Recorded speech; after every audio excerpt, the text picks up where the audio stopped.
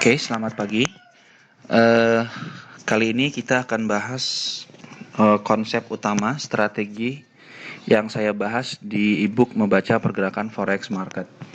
Ya, Em, konsep utamanya sebenarnya adalah konsep supply and demand.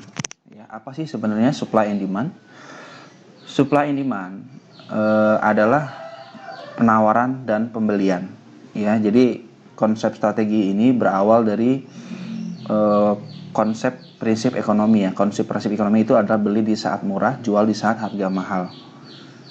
Ya. Nah, sama saja seperti saat Anda melihat kalau kita lagi saat lebaran ya. Itu semua harga kan pasti akan naik ya. Oke, pasti akan naik. Kenapa? Ya, karena banyaknya permintaan sedangkan stok barang atau stok misalkan contoh bawang atau cabai ya. Nah, itu semakin sedikit di pasaran, akibatnya harga melonjak. Nah, ini kenapa? Karena banyaknya permintaan dibandingkan penawaran ya. Seperti itu. Nah, itu kalau contoh banyaknya permintaan dibandingkan penawaran. Nah, ini akan menyebabkan harga akan naik secara signifikan. Ya. Nah, bagaimana jika penjualan lebih banyak dibandingkan pembelian? Ya, contoh utama misalkan lagi-lagi adalah barang-barang bahan pokok ya. Contoh misalkan harga cabai juga misalkan. Ya, banyak terjadi panen. Ya, petani banyak panen nih. Nah, kemudian karena saking melimpahnya harga cabai di pasaran, maka harga akan cenderung murah. Ya, kenapa? Karena banyaknya stok cabai pada saat itu. Ya, nah, seperti itulah gambarannya. Nah, pada saat banyaknya tersedia barang atau banyaknya tersedia cabai tadi di pasaran, maka harga akan turun. Nah, berarti adalah supply exceed demand. Ya, berarti banyaknya penjualan dibandingkan permintaan. Ya, seperti sesimpel itu pengertian supply and demand. Nah, bagaimana strategi supply and demand di market ya. Jadi konsep strategi ini Anda bisa gunakan di semua instrumen mata uang ya. Bisa di komoditi, bisa di saham, bisa di forex ya. Bahkan ada kemarin yang mencoba untuk di binary dan itu bisa dilakukan ya. Oke. Bagaimana cara kita mengidentifikasi area supply and demand? Ya. Oke, kita lihat contoh ini. Ya, contoh kasus ini. Ya, Anda lihat di sini. Ya, ini harga drop panjang, drop. Ya. Nah, untuk kita mengidentifikasi area supply and demand, ya, caranya adalah kita mencari dulu area yang mempunyai lonjakan. Oke? Ya, ini harga melonjak secara signifikan, bisa dilihat ini. Harga melonjak dari titik tertentu secara kuat atau turun. Ya, kita lihat ciri-ciri supply atau ciri-ciri demand. Ini adalah ciri-ciri demand. Kenapa harga bergerak dari bawah? Ya, ditandai dengan beberapa candle panjang. Ya. Nah, biasanya adalah minimal 3 kali dari base-nya ini, ya. Ada candle panjang seperti ini. Nah, inilah area yang menjadi area pengamatan kita nanti selanjutnya, ya. Kita tidak usah menebak harga ini akan naik ke atas ataupun turun ke bawah, ya. Kita hanya mengamati. Bisa saja saat terjadinya lonjakan seperti ini adanya news, ya. Apakah kita harus buy di sini? Tidak perlu. Biarkan saja harga bergerak naik dulu. Yang jelas bagi kita bahwa ini adalah sudah menjelaskan bahwa bagi kita ini area demand. Nah, ini sudah menjelaskan kita bagi kita bahwa ini adalah area supply. Ya, jadi seperti itu. Kita cari dulu area yang rally atau drop secara signifikan. Ya, untuk follow order dari big player atau smart money. Ini yang melakukan adalah bank institution ya. Mereka akan melakukan seperti ini ya. Mereka akan beli secara besar-besaran atau jual secara besar-besaran. Biasanya akan terjadi saat news biasanya. Oke. Nah, kita cari dulu area yang mempunyai signifikan drop atau signifikan rally. Oke, contoh misalkan adalah ini. Ini drop secara signifikan, ya. Nah, setelah kita menemukan area seperti ini, apa yang harus kita lakukan? Yang harus kita lakukan adalah mencari area base. Nah, area base ini bagaimana caranya? Nah, ada dua cara sebenarnya untuk menemukan area base, ya. Nah, ini, ya. Jadi pada saat naik ke sini, kita cari area base, area sideway. Ya, jadi kita bisa menyebutnya area sideway, area cluster trading, base atau flag. Ya, jadi banyak macamnya ya. Penamaan saja sebenarnya, tapi agar tidak membingungkan, ya. Itu area yang sideway. Jadi seperti candle ini berjejer seperti orang upacara ya.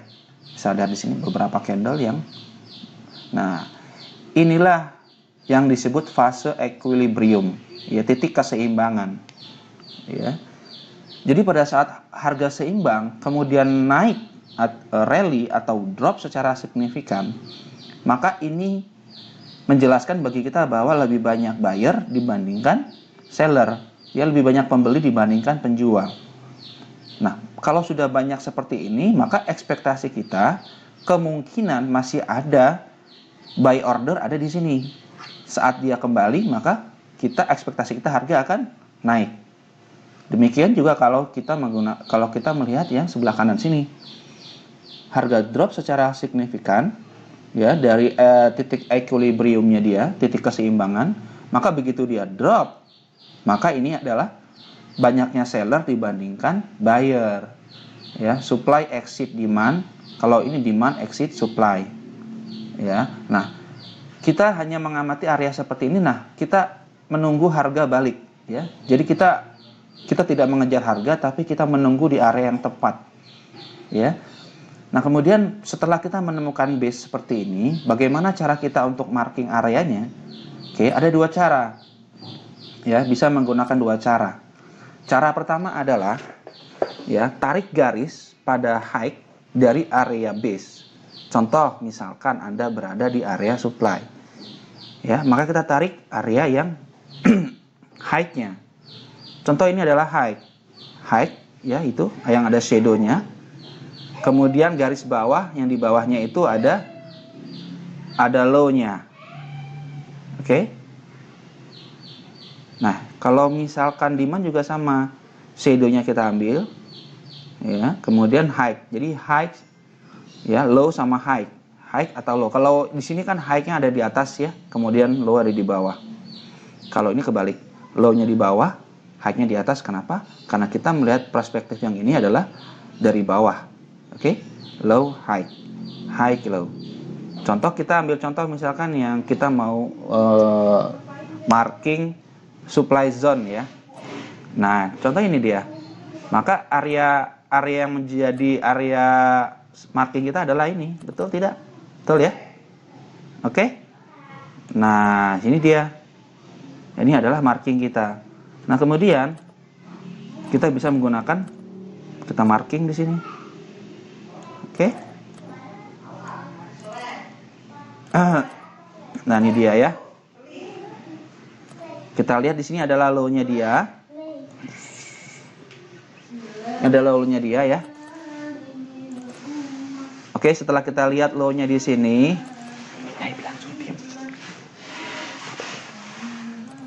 oke, setelah lihat di sini, maka inilah area supply. Oke. Ya, oke. Anda lihat di sini reaksinya saat harga menuju area supply di sini, dia langsung drop, ya. Nah, ini area-area yang seperti ini yang kita bisa cari. Oke.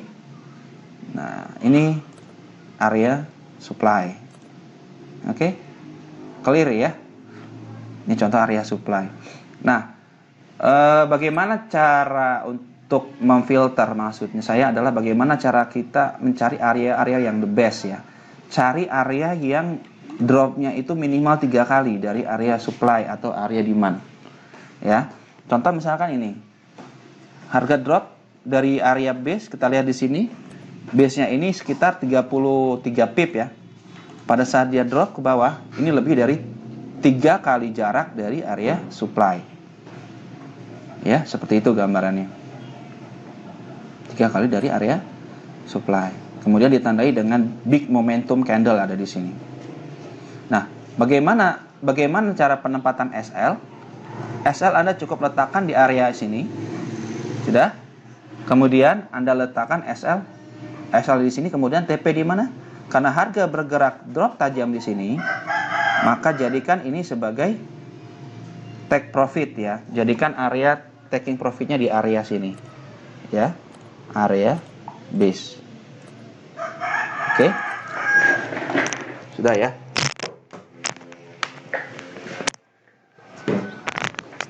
Nah, kemudian kita lanjut untuk bagaimana kita melihat demand. Oke. Kita lihat. Saya tidak melihat di area H1. Oke, kita lihat di sini. Anda lihat di sini? Ya. Atau mungkin kita lihat di area sebentar ya. Tidak lihat di sini di H1 mungkin.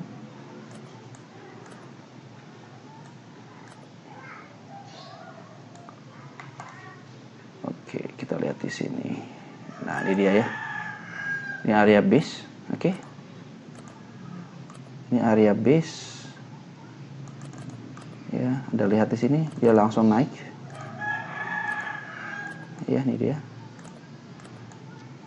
Iya, kita lihat di sini. Ini harga rally tajam dari sini. 1, 2, 3, oke.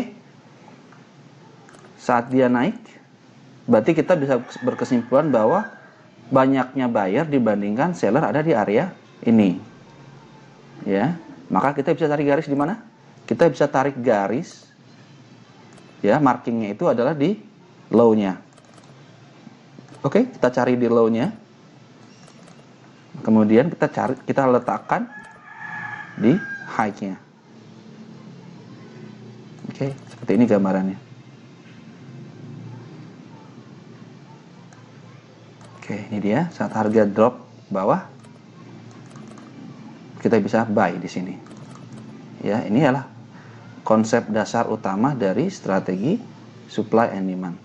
Nah, yang saya jelaskan ini dari awal perkenalan untuk strategi supply and demand ini menggunakan konsep touch trade. Maksudnya adalah kita entry saat harga sudah berada di sini. Ya, touch trade. Jadi begitu kita ketemu area ini langsung buy di sini. Apakah kita bisa pasang pending order? Bisa saja. Ya, hanya saja kita harus memenuhi kriterianya adalah harga minimal 3 kali dari harga drop atau harga rally. Nah, kita bisa pasang pending order di sini dan kita SL di sini. Ya, seperti itu gambarannya. Ya. Kemudian yang tadi saya sudah jelaskan sedikit mengenai profit margin. Ya. Contoh misalkan ini saat harga kita lihat di area base, ya. Area base di sini, maka harga ini adalah sekitar 33 pip, maka target kita minimal 2 kali ya. Tapi idealnya harusnya sih 3 kali. Tapi kalau Anda sudah mendapatkan 2 kali sih nggak apa-apa. Ya, tapi yang paling terbaik adalah 1:3. Ya, itu kriteria terbaiknya ya. Kenapa? Karena kalau kita menggunakan risk reward katakanlah minimal 1:3, kalaupun kita loss katakanlah 50/50, maka equity kita akan naik. Betul? Betul ya? Secara finansialnya, secara equity akan naik. Ya. Tapi kalau Anda menggunakan risk reward 1:1, nah ini yang agak fatal ya. Kenapa? Kalau Anda katakanlah seburuk-buruknya win 50 kali, loss 50 kali, maka ya udah. Ya, balik modal. Oke. Tapi kalau ini 1:3, katakanlah kriteria terburuknya adalah win 50 kali trading, kemudian loss 50 kali trading, maka secara equity pasti naik. Ya. Nah, oke, yang saya bahas ini adalah teknik touch trade entry dan menggunakan pola, ya, pola drop base rally, rally base drop. Nah, apa sih sebenarnya rally base drop base rally? Ya, itu adalah dua jenis dari contoh yang ini. Ya, contoh ini adalah drop base rally. Ya, ini contoh kalau kita berada di demand. Nah, bagaimana kalau harganya itu berada di tengah-tengah? Nah, itu kita sebut dengan rally base drop. Ya. Jadi ya demand itu ada dua. Demand yang rally base drop, ya. Ya. Sorry, drop base rally, ya. Kemudian ada yang rally base rally. Ya, seperti ini. Jadi kalau sudah seperti ini, ekspektasi kita harga akan naik. Ya, ini adalah jenis yang buy, oke? Buy setup. Kemudian kalau yang sell setup ada di contoh di sini. Ya, rally base drop, seperti yang tadi yang sudah saya bahas di awal. Ya, contoh yang tadi ya, yang di mana? Yang di euro ya. Yang tadi yang kita temukan tadi. Nah, ini dia. Oke. Ini adalah rally base drop. Ini adalah buy setup. Kalau ini juga kebalikannya sebenarnya. Ini adalah buy setup, ini sell setup. Ya, jadi ini bisa taking profit di sini. Ya, kalau kita mau buy bisa juga, tapi taking profitnya juga di sini.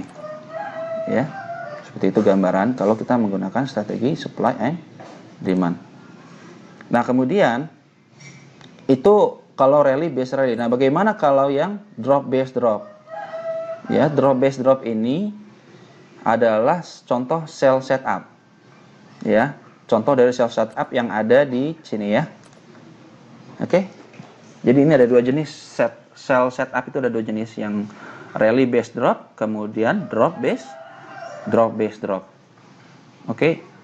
Kita lihat di chart contoh drop base drop atau rally base rally. Oke, kita lihat di contoh di H1 ya, misalkan ya. Ada tidak kita menemukan area yang dimaksud? Oke, sebentar ya. Nah, Anda bisa lihat di sini. Ini contoh rally base rally. Oke, kita lihat.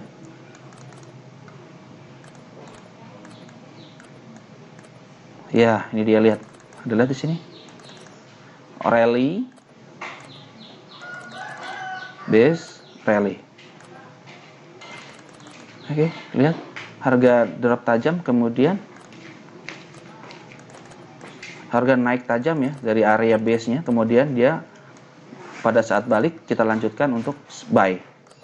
Ya, ini biasanya pola continuation atau pola kelanjutan ya. Kalau yang tadi, yang area yang ada di bawahnya ini adalah area ekstrimnya ya,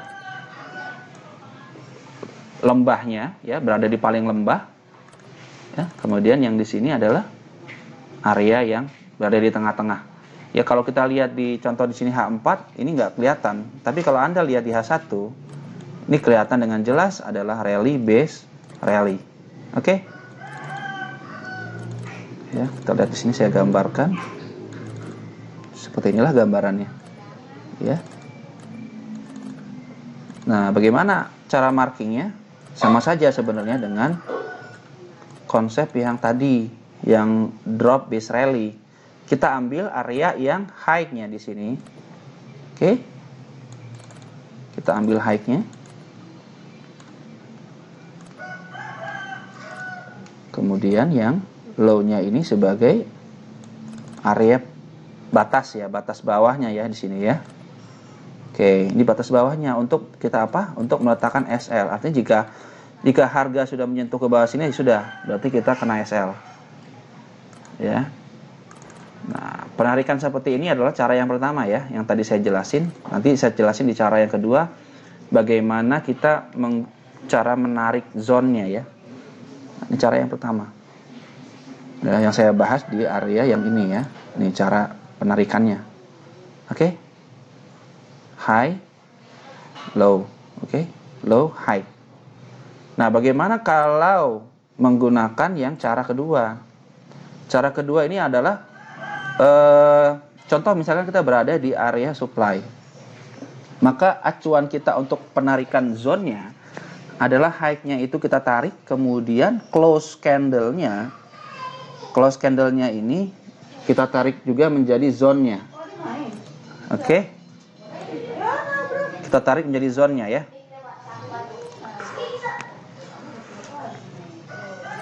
Coba lihat ya, kita coba lihat ada gak tiang yang saya maksud dengan ya. Dia punya medalnya. Kita coba lihat ya.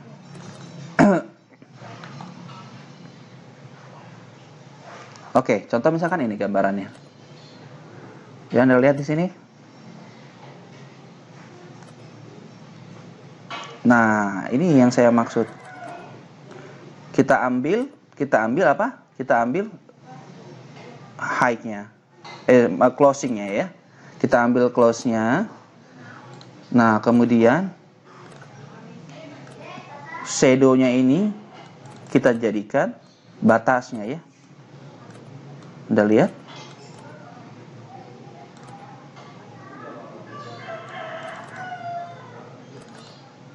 Oke. Maka kita bisa tarik zone di sini ya, betul? Kenapa kita menjadikan ini area demand? Ya mudah saja ya, karena harga rally dari area sini ya. Oke. Nah ini penarikan kalau kita menggunakan close candle ya. Jadi shadow-nya ini tetap kita ambil untuk kita jadikan sebagai area base. Ya, kalau kita melihatnya seperti ini. Ya, kita lihat contohnya ya tadi. Nah, ini adalah contoh kalau kita tarik area demand ya. Jadi close-nya itu kita ambil, close candle kita ambil, kemudian low-nya kita jadikan sebagai batas. Nah, kalau contoh yang penarikan yang supply zone yang ini, contoh yang kedua ini penarikannya seperti apa? Kita coba cari lagi, ada tidak ya? Oke, kita coba lihat. Nah, ini dia. Anda lihat di sini? Oke, Anda lihat. Ini kita ambil close candle-nya. Oke. Kita ambil close candle-nya, kita jadikan area base. Ya, kemudian high-nya kita jadikan sebagai batas SL. Ya.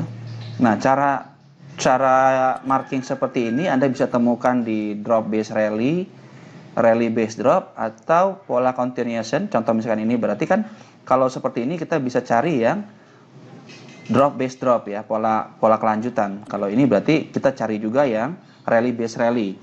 Ya, sama saja contohnya seperti ini. Ya, ini cara penarikannya.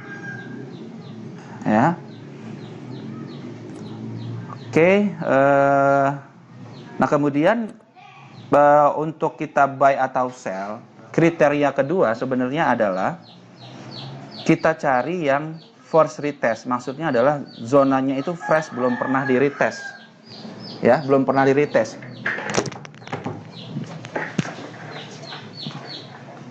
Nah, contoh di sini adalah harga pada saat dia naik. Ya, belum pernah di-retest sama sekali. Ya, belum pernah di-retest sama sekali. Nah, ini peluang kita untuk buy. Ya, tapi kalau harganya sudah retest berkali-kali, kita jangan ambil ya. Kita hanya cari yang force retest. Ya, kita hanya ambil di area sini dengan SL di sini, di bawahnya zone, kemudian targetnya adalah saat harga naik membentuk high-nya, maka itu adalah area targetnya. Ya, profit marginnya itu ada di area sini ya. Nih. Jadi saran saya jangan mengambil keputusan untuk ngambil di second retest. Kita ambil hanya di first retest saja ya. Ya, contoh-contoh yang saya jelasin tadi adalah menggunakan teknik touch trade entry. Kita hanya buy di sini. Kita pasang pending order.